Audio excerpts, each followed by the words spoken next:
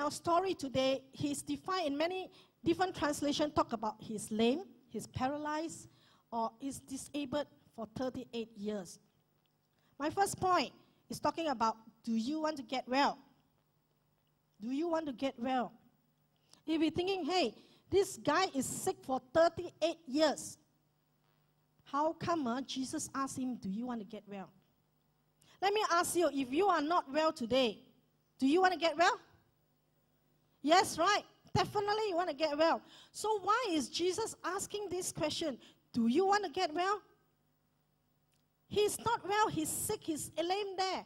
Of course he wants to get well. But why is Jesus asking this question? But we know that whatever Jesus asks is always with a purpose, is with a motive. He does not ask silly question, okay? Jesus does not simply ask a question for a question's sake. He asks question because he wants us to think deeper. So in our mind is that of course that person wants to be healed. But what did the guy say? He said, he was giving excuses. No la, Jesus, I come here because I want to get suntan. That's why I'm lying here for 38 years. I want to have suntan. But in our minds that he definitely wants to be healed. But when Jesus asked this question, do you want to get healed? Do you think it's possible that this man does not want to be healed? Yes, it's possible. It's because, you know what, he's so used to it. For 38 years, he has been paralyzed. And he has been there waiting for people to help him to get healed. He's been there, and of course, he's something like a celebrity. So long he's there. Everybody know him. There may be some who come and go off. But because he cannot move about, he's there.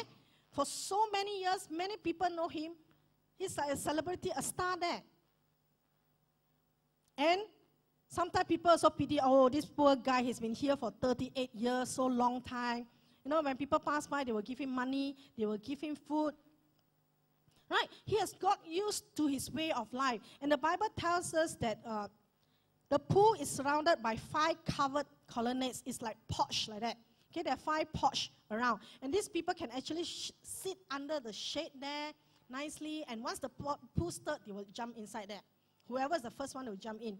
Okay, so it's very nice. He got used to the so-called life. He got used to it.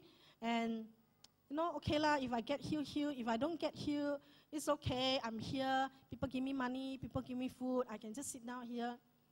Okay, so he may not want to change his way of life. The other thing is that he is so used to it, it may be his livelihood.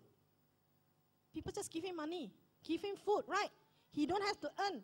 But if he is healed, then he has to go out and look for a job. He has to go out and work. Nobody is going to give you money. Anybody going to give money? No one is going to give money. You're not going to give me money, right? I got legs, I got hands, I can work, I can walk. Why would anybody want to give you money? Maybe for your birthday lah, for your Christmas lah, okay? But not every day just giving you money. So if he is healed, he has to go out and work on his own. All of us are working. We know it's not easy working, right? You need to follow the rules. You need to follow what your boss say, what your boss tell you. Come overtime, come overnight. Everything you have to do. It's not an easy life. So, when Jesus asked, do you want to be healed or not? Do you want to get well? He's just thinking, well, maybe if I get well, then I do. He may not be prepared for a world outside there. He may not be prepared to go out and work. He's just prepared that, okay lah, people will just give me benevolence here. They will give me charity here. It's fine. It's okay.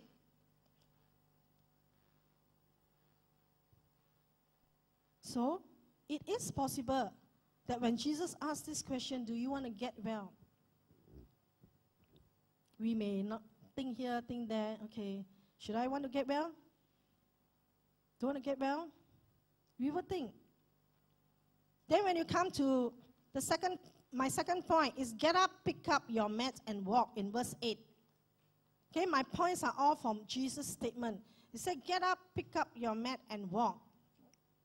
Jesus came and said, you get up now, pick up your mat and walk. He's telling him, you need to bear responsibility. when you are healed, when you get up, you are healed, you need to bear your own responsibility.